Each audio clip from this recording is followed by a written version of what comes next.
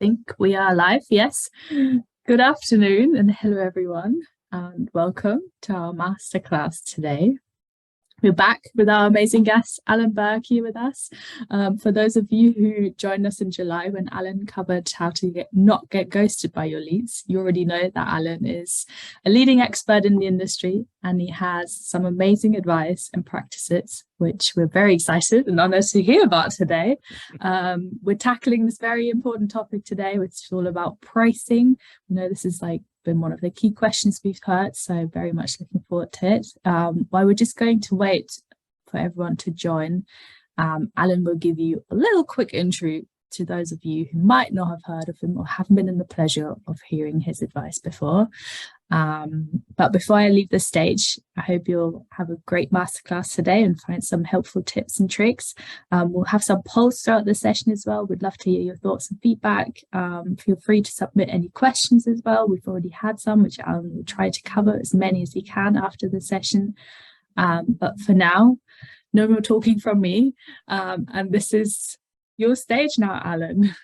Oh, thank you. Thank you so much, Lorena. For those of you that don't know me, my history is I published wedding magazines in the States. I was vice president of sales for The Knot, which was the largest wedding website and magazines in the US. I left The Knot about 11 years ago, and I've been traveling around the world consulting to wedding and event businesses like yours. I see some familiar faces or names here on the list here. Alan Marshall and I, we went to Windsor back in March and then over to Birmingham for a conference. So Alan's a good friend. Welcome. So my business is about the business of weddings and events. That's what I do. So I speak about, write about, consult for, and do sales training for wedding and event businesses, specifically on how to sell more, how to profit more, and hopefully how to have a little more fun doing it. I have a podcast called the Wedding Business Solutions Podcast. They're very short episodes, usually 5 to 10 minutes. And then every other Monday I have a guest. So every Wednesday there's a new one. You can find it on all the podcast platforms, or you can go to podcast.alanberg.com and it has the links to all of them, including YouTube and Pandora and Apple and Google and all of those. So what we're going to talk about today is keeping it simple, talking about profits. I used to only talk about sales, and then I realized that sales is actually easy. If you lower your price, you can sell more. It's not a good plan, but you can sell more if you do that. But the reality is, for most of you, you want a profit because profit is what pays for your mortgage. It pays for your vehicle. It pays for your holidays. It pays for your retirement. That's what profits go. So let's get into talking about 3 ways to maximize your profits. The first is I talk about managing your inventory, but in this case, your inventory is your calendar inventory. And what I mean by your calendar inventory is there is a limited number of dates that people are going to get married every year, and there's a limited number of events that you can do or want to do. So what is your annual inventory? I ask people this, and some people say, how many weddings do you want to do? And I had somebody the other day who said, as many as possible. And I said, well, that's not really a good answer because you don't know what your inventory is. You don't know when your supply and demand is in your favor. So how many weddings do you need to do to make a profit? And a lot of people don't know this number. And when I say a profit, you want to cover your annual overhead. So you want to cover your expenses for the year, and now you're making a profit. Do you know what that is? You need to know that break-even point, because are you making a profit starting 3 months into the year, 5 months into the year, 9 months into the year? Does it take you till October to make a profit? It's not a good business model if you have to go through there before you're making money, because the season is almost over at that point. So do you only make a profit if you fill the most popular dates? There are approximately 26 Saturdays from May through October. Those tend to be the busiest months. And I know some of them are a little busier than others, but they tend to be the busier months. So if you only book 26 weddings, are you able to make a profit?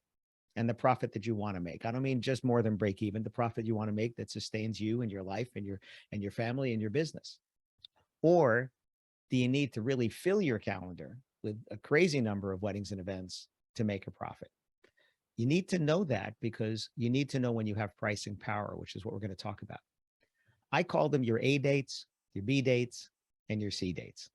And what I mean by those is your A dates is when you're going to get multiple inquiries after you've already booked that date.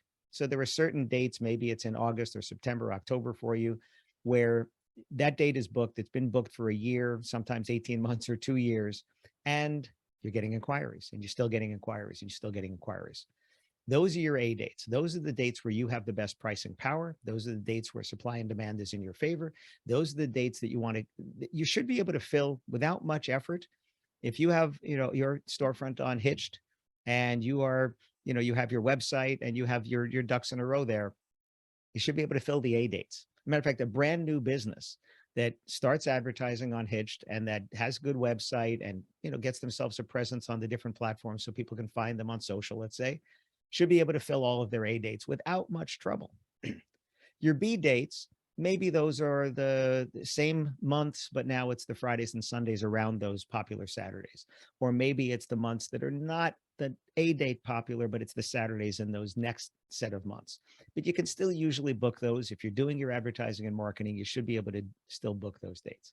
And then your C dates is going to be kind of everything else. I know some people might have C and D dates because you might have low season and weekdays, and then you might have your ones where nobody's booking you, like January or February or something like that.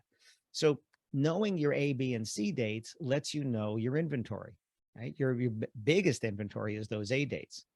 Can you make a profit if you only book the A dates? If I were to open a wedding venue, I would price it such that if I only booked my A dates, I'm making a profit. And then if I decide to fill in the other ones, I would then be making exponentially more profit because the overhead is already covered. Everyone becomes more profitable. So when it comes to pricing, how do you set your prices?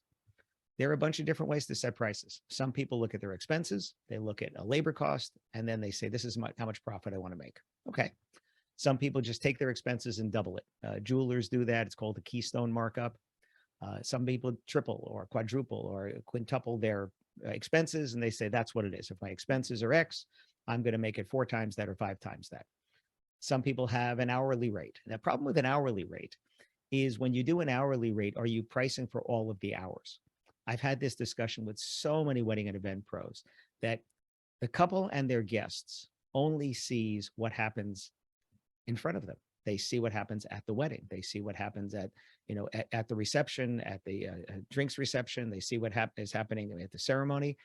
So if you're a celebrant, are you charging for the half hour, 45 minutes, or an hour that you're there at the ceremony? Or are you charging for the time that it takes you to make that personalized ceremony? If you are a DJ, are you charging for the 4, 5, 6 hours, 8 hours, whatever it is that you're available to them for that day? Or are you charging for the 10, 20, 30 hours that it took you to prepare for that wedding or event?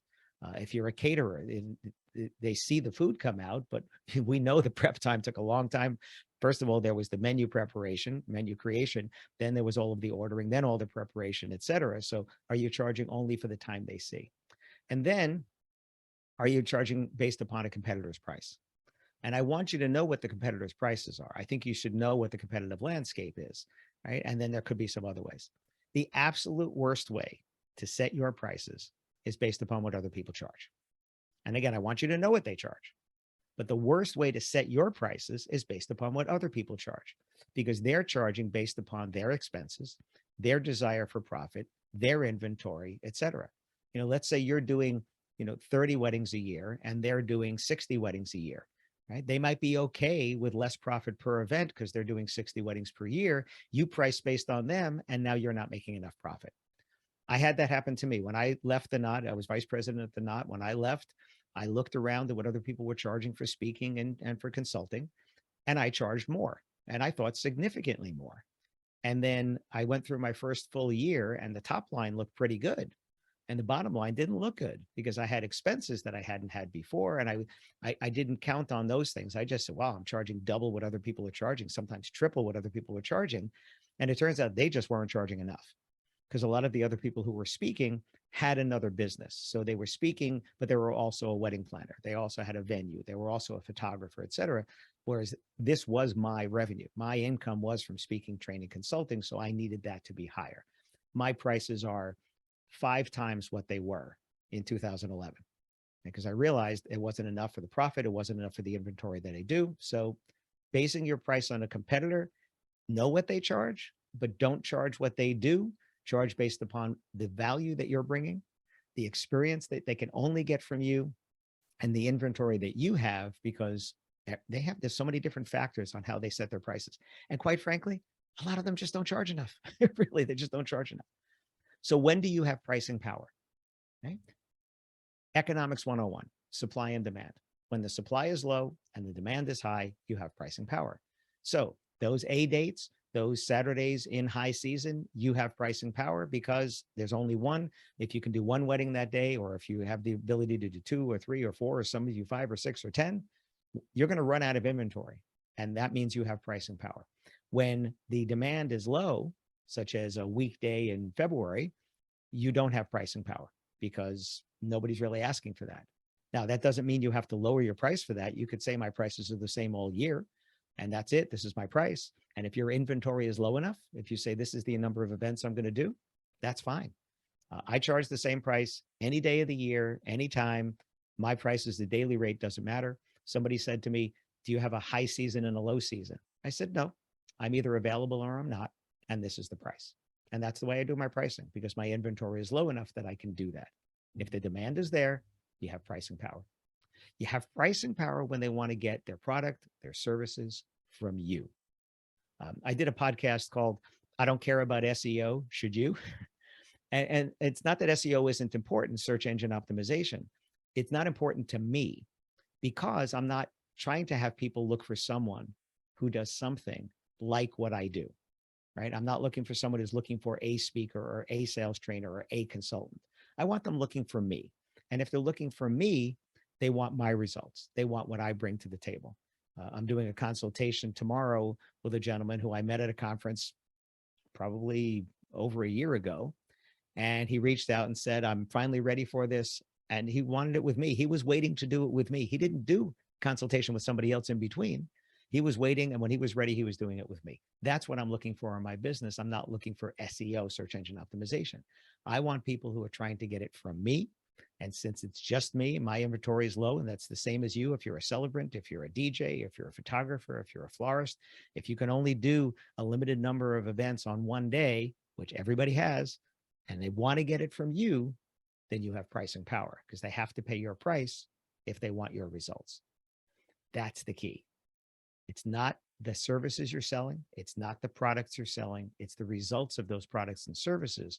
And if they want to get them from you, if they can tell the difference that they want them from you versus someone else, then you have pricing power because they have to pay your price. If they can't tell the difference between your results and someone else's, the lower price wins. Why would somebody pay more if they don't perceive any difference in results? That wouldn't make any sense. So are your prices the same all year? Now, I'm doing a summit next week in Ireland, and there's a venue summit in the morning, and then all suppliers are coming in the afternoon.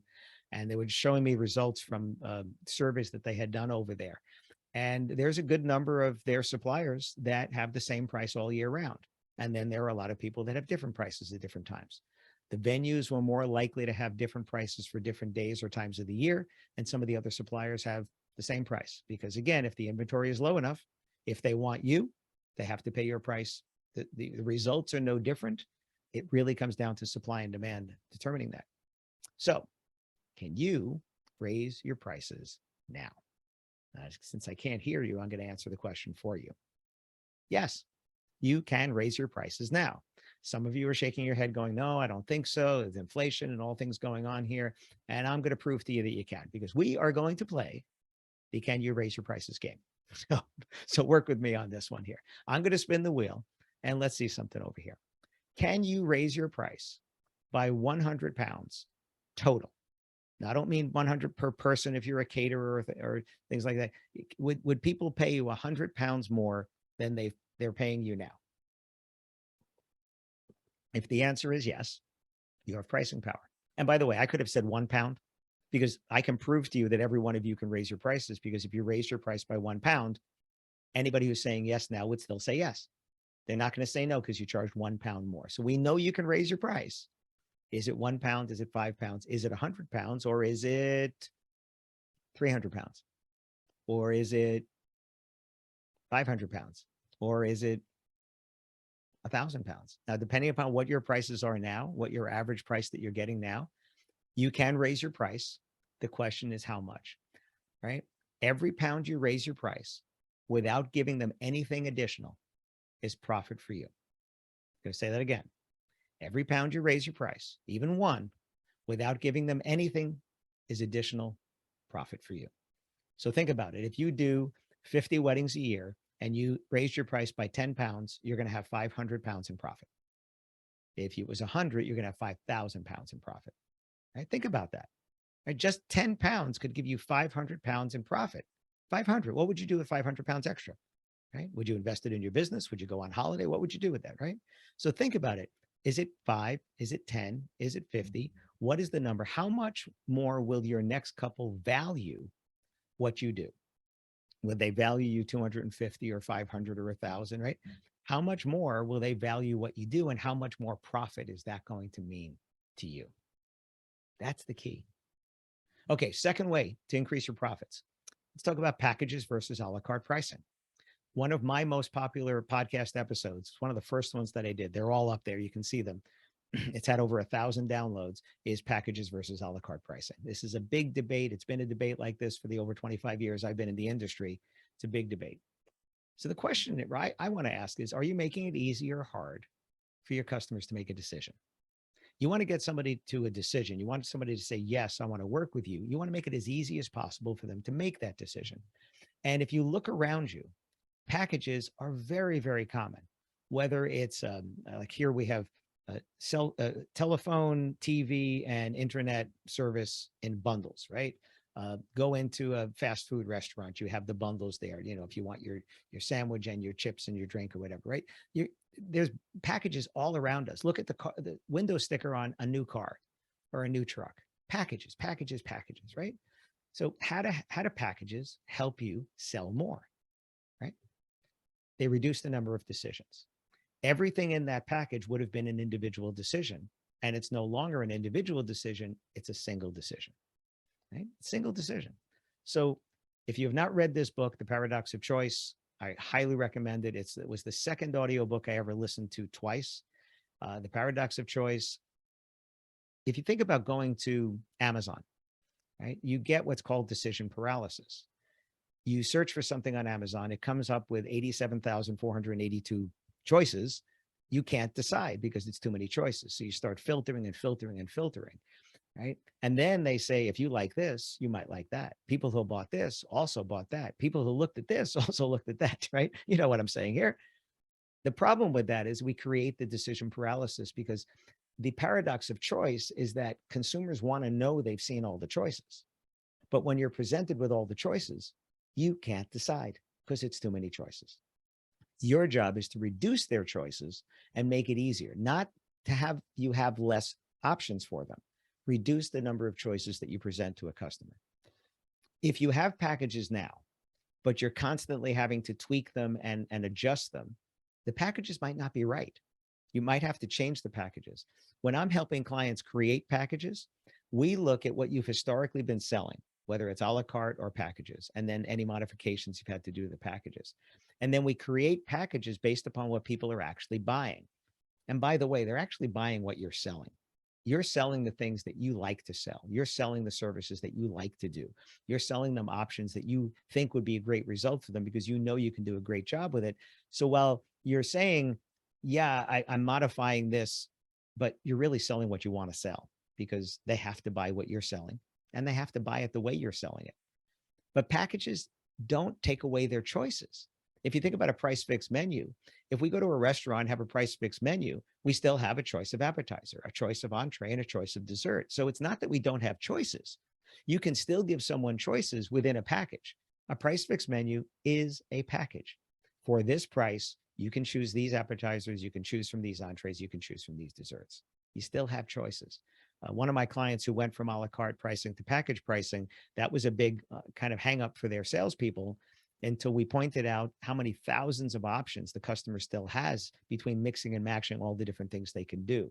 So while the package might be the same, the choice of the customer still makes each one of them different. So how many packages should you have? If you don't have packages now, how many should you have? Should you have one? Is it possible to have one package? And I hope Alan Marshall is smiling because I talked to him about this when I was there in March, right? his inventory is low enough that I said, well, why don't you just have one package, and you can have anything that I do or as little as you want, but it's the same price because I only have X number of inventory to give. So you could have one package and you could still have upsells. I have a client here in the States who's a venue, and they have one package, and then they have 2 pages worth of things that you could still upsell. So you could upsell to a DJ and a photo booth and a photographer and a videographer and flowers and other things there. So they still had options, but they started with one very comprehensive package instead of 3 or 4 or 5, or some people have even more packages than that. So they're trying to make it easier for the customer. And then they actually had the price right on the website, including tax and service charge, so that you could figure out exactly how much it was going to be before you came in. And we're going to talk about pricing on websites in a little bit. But could you have one package? If your inventory is low enough, or if your services are simple enough, or that most people would want most of your services, yeah, you could get away with one package. You don't have to have more. But most people, if you're going to have packages, you would have 3 options, which would typically be your good or basic one, and then your most popular, best value, the one that you expect people to buy or that you want people to buy. I encourage you that if you do this, this is the package that gives you good profit. Because if most people are going to buy it, you want to make sure you're getting good profit. And then the top package is really there to make the middle package look more affordable. Although I will tell you that I have a lot of clients who tell me that once they've done this, that people do buy the top package, because not being a la carte upgrades, not being you bought this, now do you want these other 5 things here, being a one decision that this is the package, it makes it easier for people to buy that top package. And people are surprised how many couples will go and buy the top package because it's a legitimate choice, because it's right there. Here's my 3 packages. Well, I want this one. If you let the customer shop with their own wallet, instead of you shopping with you selling with your wallet, let them buy, because you don't know what their expectation was. They might look at it and say, oh, that's pretty reasonable for all those things, or heck, we want all those things anyway, so let's do it. And you'll find more people buying the top one. One of my clients, that's happening. Most people buy the middle, but they thought that it would be the middle and then some bottom and a few top, and it's really been the middle and the top with very few on the bottom. And that bottom package, you could have a limitation that it's only available on your B and C dates.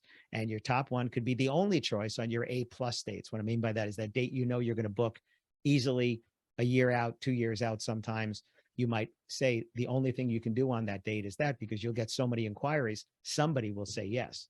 And if this customer doesn't want to say yes, you can move them to an A date instead of an A+ date, and then sell them the middle package. You have control there. You're driving this. The customer's not driving this. Now, you can have more options. You could have micro wedding packages, mini wedding packages, elopement packages. You could have many, many options there. Never show a customer more than 3. You actually want to cut it down to 2 when you're trying to get the sale, because people can't decide from 3. They can only decide from 1 or 2.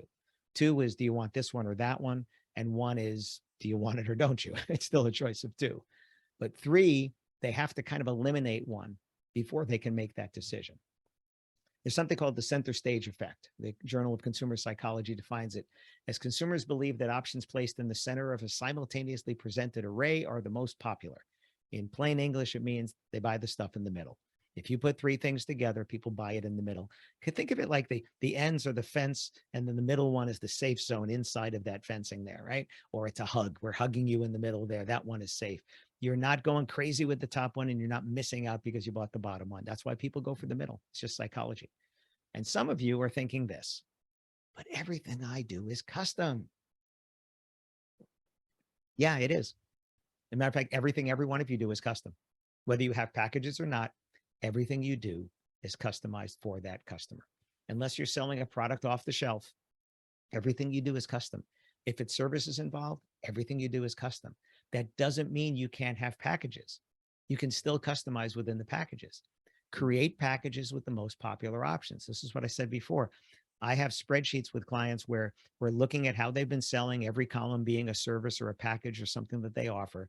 And then we look at the patterns for what people are actually buying, create packages for what they're actually buying, especially if you're doing a la carte. And I've done this with florists who tell me I can't do packages because everything is custom. I've done it with caterers who tell me everything I do is custom. I just proved that to you with that price fix menu. Any caterer who's listening here, any venue who caters who's listening here, or a caterer, a price fix menu gives the customer choices. It's a package. It actually makes your job easier because when you reduce the number of options for them, it makes it easier for them to make a decision. I'm actually of the mind that couples should not choose the menus for their wedding. They should choose their main plate protein, but they shouldn't choose the menu because they're choosing the food for all of the other guests. And the least likely people to eat at the wedding is the couple who chose the food. So why wouldn't you let the experts, the chef who knows what people like, put out an amazing display, and the guests don't know what they're going to eat anyway when they show up. So I think it's a wasted decision process there. And one way to get around that is just ask the couple, were you looking to make all of the minutia decisions for the menu, or would you like to leave it to our experienced, talented chefs? And then they go, oh no, let's have the experienced, talented chefs do that.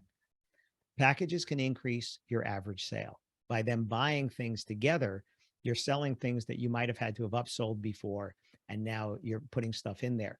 If you have, let's say you went to a conference and you went to a trade show and you bought some things that are sitting on your shelf and nobody's buying, put them into a package. So now they have to have it, or they can say, I don't want it, but there's no difference in price.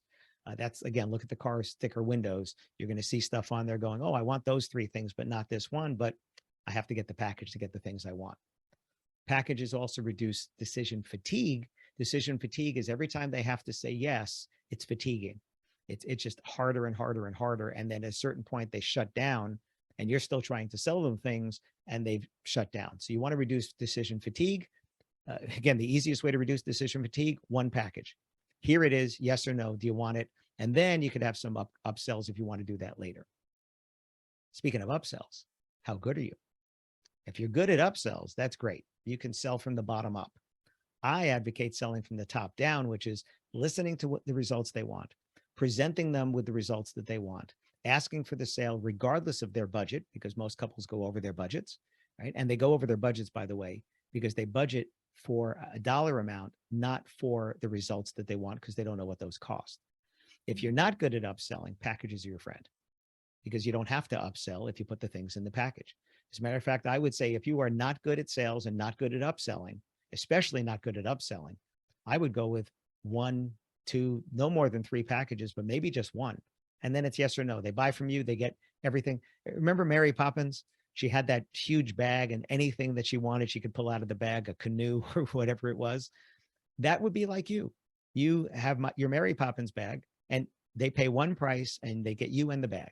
And if they want some of the things in the bag, it's no difference in price. If they don't want it, it's no difference in price. Because what makes the difference is not what's in the bag. What makes the difference is you. That's what makes the difference. If we lived in a sci-fi world and you could have 2 people doing the exact same couple's wedding, and everything is exactly the same except your product or service. So let's say everything's the same, but it's 2 different venues. Everything's the same, but it's 2 different DJs. Everything's the same, but it's 2 different videographers, right? We're going to get different results. We're going to get different results because of you, not the service, because you providing that service. So if you're not good at upselling, I would say packages are your friend, because then you shouldn't have to, or not as much. So let's talk about pricing on your website. Should you put pricing on your website? I'm not going to answer this one for you, but I'm going to give you some things to think about. All right? I can tell you what I would think for me, but my service and my business is different than yours. I do have pricing for some of my things. I don't have pricing for some of the other things. So let's talk about this. Do you get a lot of tire kickers? I hope that's the same expression over there. People that are just coming and looking, trying to check out how much is it, asking questions, not really sure if they're that interested, right? If they can't afford your venue, or can't afford your photography, or can't afford your planning, or can't afford your flowers. If you run into a lot of people who you find out can't afford what you do, pricing on your website is going to help. So I'm going to talk about 4 ways to approach pricing on your website. Whether you're having issues with this or not, there's 4 ways to do this. The first way is to not put pricing, which is a very, very common thing to do. Now, a lot of you do that because I can actually tell you the worst reason for not putting pricing is because you don't want your competitors to know. If you don't want your competitors to know your pricing, don't worry about putting it on your website. They already know your pricing. They've secret shopped you, or someone that was shopping you against them has shown your pricing to them. So they already know what you charge. So don't not put it there. Don't punish your customers because you don't want your competitors to know. You will encourage all inquiries because you're not telling them you can't afford me. So you're going to encourage the inquiries. But you also have some people that might not inquire because of a lack of transparency. The fact that you have no pricing on your website could actually chase some people away. And if you've ever been a customer going to a website and thinking to yourself, just give me an idea. Can you just give me an idea how much this is? Right? Just give me a ballpark. Just give me something. If you've ever thought that, not having price could make you go away because you'll look for another supplier who actually does put pricing. Another way to do it would be full pricing. If you do that, then price should not be an issue when someone reaches out. However, I have people that have told me I have pricing on my website, but when I go to find it, it's so buried that you're still getting people reaching out who don't know what you charge because you made it hard to find. I was actually reviewing a website yesterday, and that was the case. They had a wedding page, and then pretty far down the page, especially on mobile, they had pricing listed, which you then click to go to another page, which you then had to scroll down that page. They think they're being fully transparent, but they're actually being a little bit of, kind of translucent, I'll call it. Now, putting full pricing on your site could have somebody shop you against other competitors without giving you a chance to have a conversation, right? Without actually making an inquiry. You do risk that. But I will say this. I have clients who have full pricing on their website, and they're filling their calendars with people who can afford what they do and want the results that they do. If you're doing that, then don't worry about the other people. Don't worry about people that pass you by or shop you against someone without giving you a chance, because you're filling your calendar. And ultimately, your goal is to fill the calendar with people that are paying the kind of prices you want to get so you can profit the way you want by providing them with amazing results for their weddings. So I wouldn't worry about it. Starting price, my least favorite way to talk about pricing. It's the cheapest thing you have. Does anybody here want to sell the cheapest thing that you offer? I hope not. Yeah, maybe on a Tuesday in March, but on a Saturday in September or October or August? No, you want to, have them pay higher. So putting a starting price is really making it harder for you because you're selling from the bottom up instead of the top down. You're saying, here's the cheapest thing I have. And if the only number they see is that number, that's what they expect to pay. Even though it says starting at, they're going to expect to pay that. Have you ever been a customer where you saw a starting price and then you go and you find out that your price is a lot higher? Right? I have a MacBook and it said starting at $1,395. But I went and checked every box because I don't want to buy another one for 5 years. So I checked every box on there, and next thing you know, it was $3,000. Yep, it was starting at $1,395. But mine wasn't that. Mine was more than double that. My favorite way to do pricing is a price range. If you don't want to put full pricing on your site, and I'm okay with this, I am perfectly fine with this. Matter of fact, this would be the entry point for people who don't have any pricing now and don't want to go to full pricing. This is actually the best way to do this. It gives them that idea. It gives them an idea. It's actually called anchoring because you're putting in the anchors and saying my prices go from here to here, right? And it reduces those tire kickers because now people who can't afford you at all don't reach out. You will still get some people who can't afford you because they didn't pay attention to it, or maybe you didn't have it as prominent as you thought. But this is my favorite way. If you're not going to put full transparent pricing, this is my favorite way to do it. Are you getting too many inquiries? I hear this a lot because you have trouble following up because you just have too many people that reach out and you're getting ghosted and you're following up, right? One of the reasons you could be getting ghosted is when they find out your prices and it's too high, they go away and they don't tell you it's too much. Some people avoid confrontation that way. Again, this is a self-inflicted wound, right? You're doing this to yourself by not putting the pricing and make it transparent. Displaying pricing could help you get fewer inquiries. There's a venue here in the States that I suggested this to, and I told them there are some things that are going to happen that could be a little bit scary. You can't compare last year to this year if you didn't have prices then and you do now. And here's what they wrote to me after putting pricing. We initially had a few couples cancel their tours due to seeing the pricing on our website. I'm not going to lie, we got a little nervous. Okay, but those people couldn't afford them, so that's okay. We used to have 1 to 2 no-shows for scheduled tours. We have had 0 no-shows since about mid-October. Our inquiries have dropped to about half of what they were. I told them this was going to happen. They put pricing on the website and they put a price range. They did not have full pricing. They put price range. The inquiries dropped to about half of what they were before. We're now selling on the venue and not on the price. I think the thing that has impressed me the most is the lead conversion rate and the tour conversion rate have both increased. Well, if the number of inquiries went down and the people that don't inquire now are people that couldn't afford them, this was an inevitable thing to happen, is that the quality and the conversion rate and the tour conversion rate are going to go up. Overall, the number of events booked has increased from last year at this time. As you promised, our team is now able to spend the time following up with leads from couples that have a budget for our venue. That was the whole point. This is exactly what I told them. Your leads are going to go down, which gives you more time to follow up with the more qualified inquiries. And Triple Seat had this on LinkedIn recently. Millennials are savvy. The best way to communicate with them is by being transparent and authentic. Sharing services and pricing upfront on your site or an online marketplace listing will attract more of the right customers. That's what we're looking for.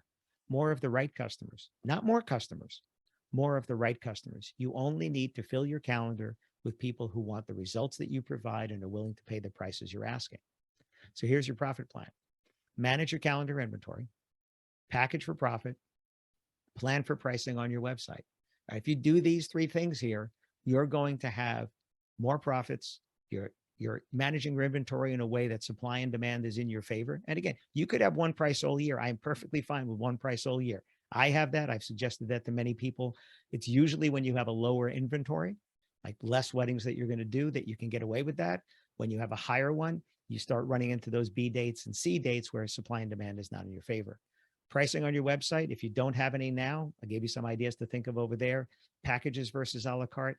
Everybody here, unless you only offer one thing, can have a package. Now, my service, like when I do speaking or sales training, you think there was one thing, but I had somebody recently reached out about sales training. I offered her the sales training.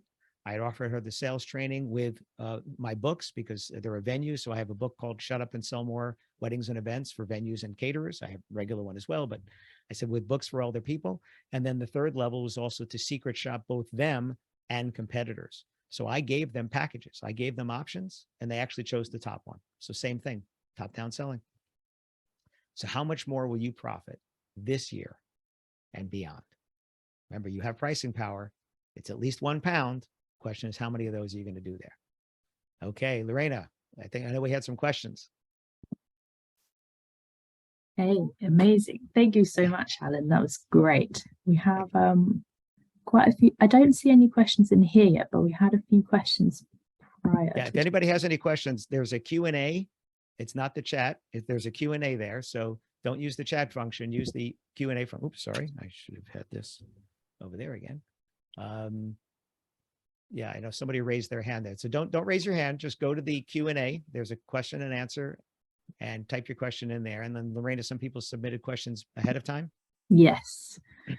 Do you want me to read them out to you? Yeah, let's go. Let's go. So the first one we had was, do clients prefer a venue hire charge and all other options extra to allow outside decorators, etc., or would they prefer a one-stop shop where we provide everything? I wouldn't answer that for everyone. There are going to be clients that are going to want everything together because they're busy. They don't have the time. They don't want to shop around. People buy different ways and people are of different brains. If you're working with someone that's not a creative type, they might want you to take care of everything because they don't know what they're looking for. They're looking for that help. You know, some people decorate their own homes and some people hire an interior designer, right? So, but again, they're going to buy what you're selling. So if I was you as a venue and you offered decor services, I would make them get it from you. You could charge them if they want to bring in an outside design company, you could charge a fee for that. So if you don't want to use our design services, you know, you could bring somebody else in, but there's a fee for that. That's very common. It's very common with destination weddings, especially. I was in Mexico and there was a DJ at this event and there was some party we're having. And he said, I don't work at this hotel. I said, why not? He said, because they charge $500 if you want to bring in an outside vendor. I said, so why don't you work at this hotel? He said, well, they charge $500 if you bring an outside vendor. I said, no, I heard you, but it's not your money. It's the couple's money, right? Don't sell with your wallet. I said, if somebody wants you to do their wedding at this hotel, add $500 onto your price and say, this is my price for you at that hotel. Now, if you want to be transparent and say it's because the hotel charges $500, that's fine. They probably told the couple that already. If you want to bring an outside vendor, this is it. If they really want you, they pay for you. And it happens all the time. I know DJs, photographers, and other people that get flown around the world to go to places. People are bringing people outside and they're going to pay for it. It's their wallet. Perfect. Thank you. Another good question from Jane is there a magic number you should increase your prices by year on year?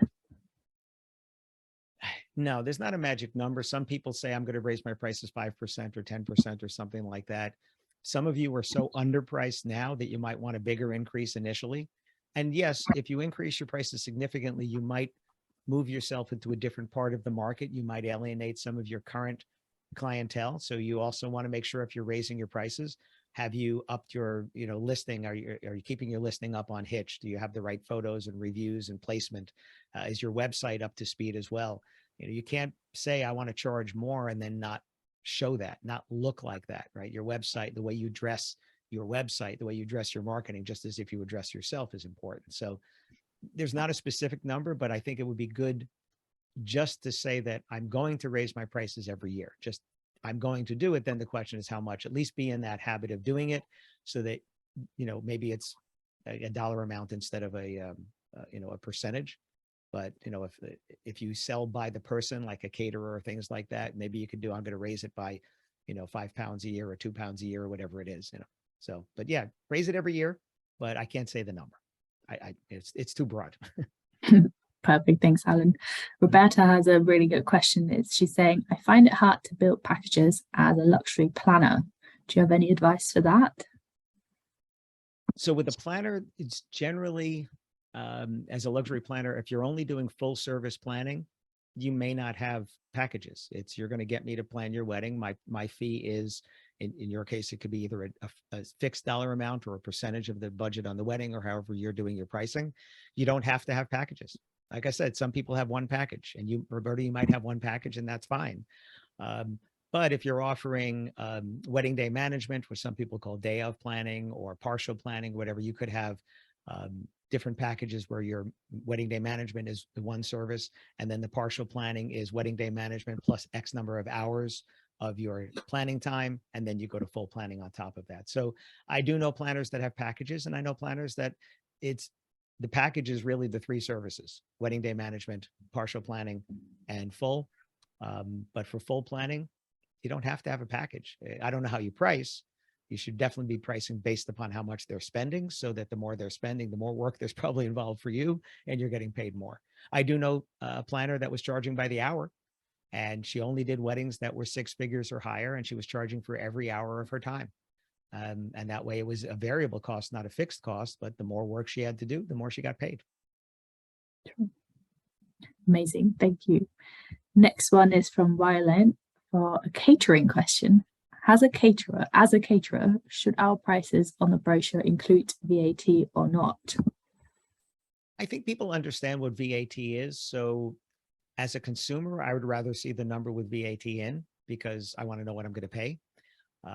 But because it is a fixed number that people do know, if you said it's plus VAT, people can figure that out. From a transparency standpoint, I would prefer it in there. Where it can not backfire, where it can hurt you, is if your competitors are showing pricing that doesn't include VAT and you are with VAT. Even if your prices are similar, you're going to look higher. But again, if you can fill your calendar with people that appreciate your transparency and want to pay your price for your results, doesn't matter. Doesn't matter. I see it all over the place. Here in the States, we have tax and then service charge that a lot of caterers will charge. So there's 3 numbers there, and the phrase is called plus plus. So it's this price plus tax plus service charge. And the service charge could be anywhere from 18 to 24%. And the sales tax could be anywhere, well, some states have no sales tax, but could be from, let's say, 6% to 10%. You could be adding 30% on, right? Right. And I know that VAT is big also, but people understand what VAT is. It's just like sales tax here. I'm okay if someone does not have sales tax in there, because people know what sales tax is. They understand that. They don't understand service charge, but they do understand tax. So I think VAT, I'm okay either way. If everybody's doing it without it, but they're being clear about it, you can do the same, because people can figure that out. Yeah. Perfect. Another really good question from Sarah is coming in. How do you change your mindset about your pricing? As in, how do I say my fee without sounding or feeling apologetic or like a bit of a fraud asking that much? Okay, thank you, Sarah. So you're talking about imposter syndrome, which I also did a podcast about, where you say the number and you're not confident in that number. And there's a bunch of reasons for that. One is Sarah, you're selling with your wallet. And the type of numbers that you're asking people for are probably not the type of numbers that you would spend as a customer. I remember being at a mastermind day that I did in Virginia, and this high-end decor person that was sitting next to me said, I wouldn't pay my prices. And I looked at her and I said, really? She said, yeah, I know what I'm doing here. I could never pay somebody this kind of money to do what I do. I said, do your customers have a problem with your price? She goes, oh no, my customers don't. She's fishing in the right pond. Their customers have no problem. So Sarah, if your customers are paying your price now, people are paying that price, you have to, with confidence, believe that the results that you're giving them are worth what you're charging. That's what value is. You get to set the price, but the customer determines the value based upon whether they pay the price or not. If you can't make a sale without discounting, it's because either you don't believe in it or your customers don't believe it. So how do you believe it, Sarah? Just look at all the people that are paying it. Look at the results you're doing. Look at the reviews that you're getting from people about how thrilled they are for what you're doing, and they're getting value. I would probably argue, Sarah, that just like I said here, you're not charging enough. You're worried about charging this. You're not charging enough. Every one of us, including me, when I raise my price, has the same thing. Is it too much? And the first time a customer says yes, it proves it's not. Right? Like I said, my price is 5 times what it was in 2011, and customers saying yes. My calendar is more full than I want it to be. So the price is right. And the first time I said it, yeah, my inside voice was, ooh, that's a lot of money. And my outside voice said it with confidence. It's only this much. And the customer said yes. Amazing. Thanks, Alan. We have another good and very relevant question from Helen asking, can you recommend ways to handle the uncertainties of food, staff and supplier prices when we're trying to put together venue and package prices for couples wanting to book as far ahead as 2025? Are there ways to include some flexibility without scaring couples off? There are, again, you'd want to talk to your solicitor to make sure that you're saying it correctly, but you could have a venue fee because you can kind of control that. But as a caterer, because food is changing, you could either link it to a certain index, if there's an inflation index or consumer price index or something like that, and say that this is the price subject to whatever the increases are. So if the consumer price index goes up by 4%, your prices are going up by 4% if they go up again. Or you could just pick a number that's higher and roll the dice because prices could come down too. I had a caterer that reached out to me last year and asked me, how do I tell my customers that I'm raising prices? Customers that have already booked, already contracted. I said, was it in your agreement with them? Was it in your contract with them that you can raise prices? And she said, I don't know. I said, well, get back to me. She came back to me and said, no, it's not in the agreement. I said, then you can't do it. it's not in the agreement. So retroactively you can't. But I also asked her a question. I said, if prices went down, have you ever lowered the price to someone that's already been contracted? And she said, no. I said, well, you're trying to raise prices, but you've profited extra when prices have gone down. So it's kind of not fair if you're not going to go both ways. So for the 2025, again, we're talking, 3 years from now, I would either link it to an index like that or just pick a number and say, okay, if I want to raise my prices 10% a year and 10% again, that's 10%, and then 10% on top of the 10%, that's 11%. So let me give them a price that's 12% higher than now. And, there we go. Great, thanks. Let's look at 2 more and then we can look at the webinar ones as well. There's one from Nissa here saying, allowing clients to supply partial drinks is a minefield. Any tips? Don't do it. You just said it's a minefield. Don't do it. To me, now, I would say drinks should be all or nothing, not soft drinks, right? Not soft drinks, not tea and coffee and soft drinks and things like that. But alcohol should be all or nothing. Either you're providing it or they're. If you have a liquor license, they shouldn't be providing any alcohol. If you don't have one, then you need to do whatever legally you can for that. But partial drinks, if I'm saying this, if I'm thinking the same thing, Lorena, tell me if I'm wrong, but it's either you provide or not.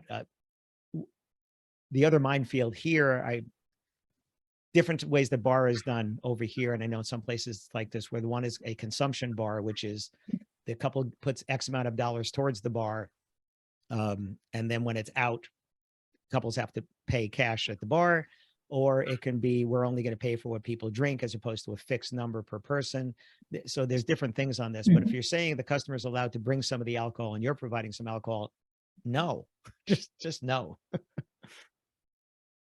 Cool. Last one from here from Catherine, which I think is good one to be creative. Can the notion of package apply to fine and bespoke jewelry? Because clients usually only order just one wedding band. Yes. So you have one wedding band, I guess, as opposed to the engagement ring. So along with that wedding band, what else could you have? You could have sets with earrings and necklaces, and you could have bridal party gifts where the package could be bridal party gifts where you have X number of pairs of earrings and necklaces. So all the bridesmaids are wearing the same thing. You could have watches for the groomsmen. You could have bracelets for the groomsmen. I mean, there's definitely things you could put together with packages. Just have to be creative because you're thinking of it as the ring. But once that person has bought something from you, if you don't sell them anything else, it's your fault if you don't ask. Right? Don't wait for them to come back and buy other things. Let them know what you do and say, well, now you're buying the wedding band. Let's talk about your bridal party gifts. Let's just assume that sale. Let's talk about your bridal party gifts and then package them together in different items. So certainly for the ladies, you can be doing earrings and necklaces, or earrings, necklaces, and bracelets even together. What about gifts for the moms, right? Let's thank your mom for this. What about a gift for your dad? Wouldn't a nice watch be great or something? So there's definitely things you could do if you're being creative about getting the more of this, the spend towards the other things that they're already going to do. Yeah. If they're buying one band, you know, what else are you going to sell them with that? Well, look around your store. What else do you sell? So many packages to build there. Yeah. Amazing. I know I can see there's quite a few questions on here as well. Let's go through them. What's the best way to sell results? Ian is asking. So Ian, it really, and that's my son's name, by the way. Ian. we call him Ian, but okay. Ian, Ian, yes. And the best way to sell results is using the words you and your in your marketing and showing photos that show results. I was just talking yesterday with someone. So in the States here, we have Wedding Pro, which is the knot and wedding wire. And one of the sales reps I was talking to about a mutual client that we have, and we're looking at his listing online on the knot and wedding wire, and a lot of dark pictures, empty banquet rooms. They had some good pictures, but mixing it with these bad ones. Talk about results, don't talk about services. So Ian, I don't know what you do, but you know, if I'm a DJ, I'm going to talk about the packed dance floor and about, you know, you and your guests having a great time. If I'm a caterer, I'm going to talk about your guests raving that they've never had food at a wedding like this before, right? If I'm a dress shop, I'm going to say you're going to make all your friends jealous because your dress is so beautiful. So it's using emotional language to talk about the results, not the stuff, right? If I was selling photo booths, I wouldn't sell a photo booth. I would ask, have you thought about something fun for your guests when they're not on the dance floor? And now they're thinking, oh, I don't know. I haven't thought about that. Okay, well, let's talk about that, right? So that's how you do it. Is you talk about results, you show results in your photos, and then the best way is if you look at your reviews, pulling single sentences out of your reviews are the results. Your brand is that. Branding is different. Like if you're looking on video here, branding, my logo is on my shirt here, or it is over there, right? That's branding. Over my shoulder, Wedding Business Solutions. That's branding. My brand is what people say about me, right? My brand is, after the last webinar, Lorena, what you said people were saying to you about the webinar, that's my brand. Your brand is that as well. And that's also the results. That talks about the results. So that's how I would do it, is show that all over your website, single sentence testimonials. I have it everywhere. I have it on, you know, that you see it on the back of books. I have it on my bookmarks. I mean, everything that I do has testimonials on it, but single sentences because nobody wants to read the paragraph. Exactly. Reviews are the best marketing and sales tool out there. Nothing better. Next question is, I charge travel expenses for weddings more than 25 miles away. How would I plan for this in my packages? If you can define the area where you do not, then I would say, here's the package, and this is for the pricing within this area.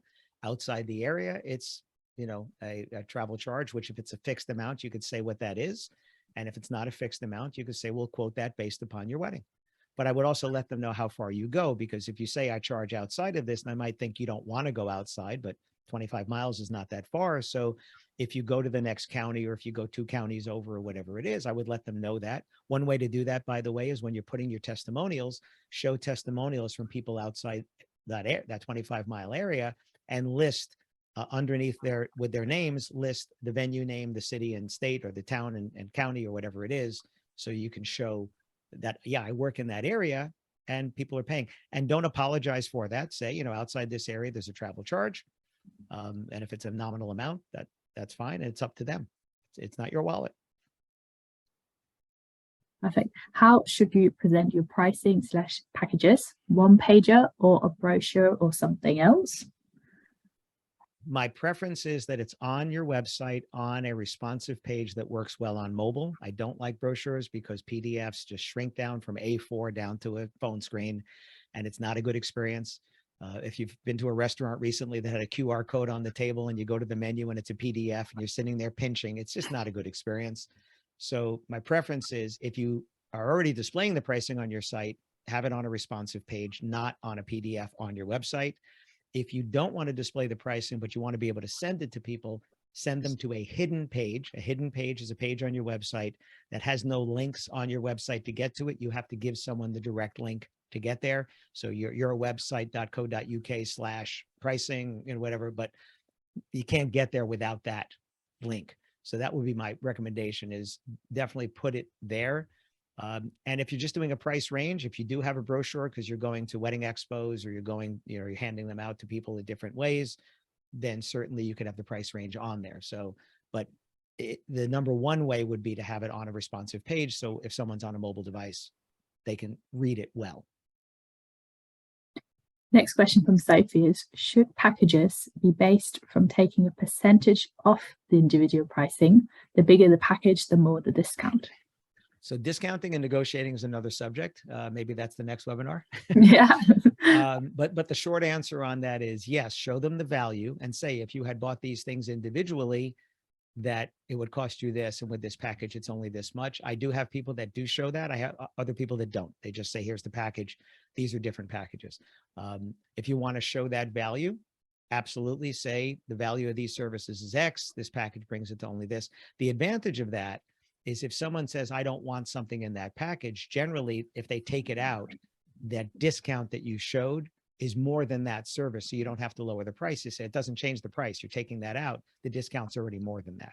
So it's also a way to, if people are starting to say, well, can you take this out or take that out? I don't want that. Yeah, I can. It's not going to change the price, which you can do that even without showing the discount, but I don't mind it either way. Then we have another question, which is not pricing related, but we can tackle it anyway. I had what I thought was a lovely meeting with a couple, have been ghosted by them since, but had the bride recommend to me as Facebook friend, and they seem to be already married. I'm confused by that. Any thoughts? I'm confused too. Now, somebody could have gotten married during COVID and not had a reception. So that would be my first thought, is they might be married, but they're still going to have a reception. So I would still follow up. And as far as ghosting, I mean, that's the last webinar we talked about that. Check out the recording. Shameless plug for my book, Why Are They Ghosting Me? Available on Amazon and my website. But I would, again, if you don't have a no from the bride and she's now friended you on Facebook, I would assume that she still needs your services. And I would ask her again, since she friended you on Facebook, message her on Facebook. Thanks so much for connecting with me. You guys still want to talk about whatever it is that you do? Ask. My favorite phrase is, if you don't ask, the answer is always no. Yes, I remember that from the last webinar. You're going to hear that a lot from me. Thanks. And then the last question is about discounts. Do you advocate offering discounts like 10% off to each customers? So again, this is a bigger discussion about discounting. Discounts are to encourage behavior that's not already happening. So it's to encourage people to buy products or services that are not moving already, supply and demand. If you're able to sell your services without a discount, do it. Generally, all right, so I always say the short answer, which is not so short, but the short answer is, you want to get something of value back when you give a discount. If you don't get anything of value back, every pound you discounted was profit you gave away. So if we're trying to encourage Hitched customers, because you said that, if we're trying to encourage Hitched customers, offering a discount could do that. My preference is added value, not a discount. So instead of 10% off, offer added value. So say, I don't know how much you charge, but let's just say it's 5,000 pounds. So instead of giving them 500 pounds off, say I'm giving $500 extra value to Hitched customers. You get to pick what that is. So they can pick an upsell, they can upgrade something. Again, I don't know what your service is because it's anonymous there. But if you were a photographer, you can get $500 towards albums. If you are a DJ that does lighting and photo booth, you get $500 towards those services, right? So that's what I would say is, instead of discount, whenever you're going to make an incentive, always try to make the incentive added value instead of a discount, because every pound you discount was profit. And if you gave 500 pounds in extra services, it doesn't cost you 500 pounds. So it's actually just costing you less that way. Really good advice to think about, as we actually have Black Friday soon coming up, where you can add your deals in, but soon you'll find out more. And then we have 2 lovely messages saying they're halfway through your book and they really appreciate your book, Alan. So that's really great to hear. Okay. The recommendation was Facebook, not an invite. Okay. But still, they connected with you on social. I still say the same thing. Reach out, send them a message on social. They recommended you, so why not?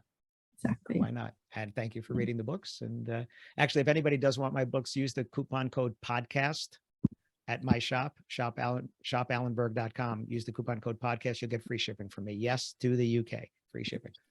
Amazing. Well, thank you so much, Alan, for this wonderful masterclass and for your time to answer all these questions as well. I can already tell from hearing these questions that you've been really helpful today with all your tips. We will send out the recording of the session afterwards, so you can rewatch it and turn everything that you've learned into real life actions. Make sure to follow us, Alan and Hitched, as well, and subscribe to our email so you can make use of all of our other useful resources and hear about the next webinars as and when we announce them. And thanks again for joining, and I cannot wait to see you all next time, and enjoy the rest of your day.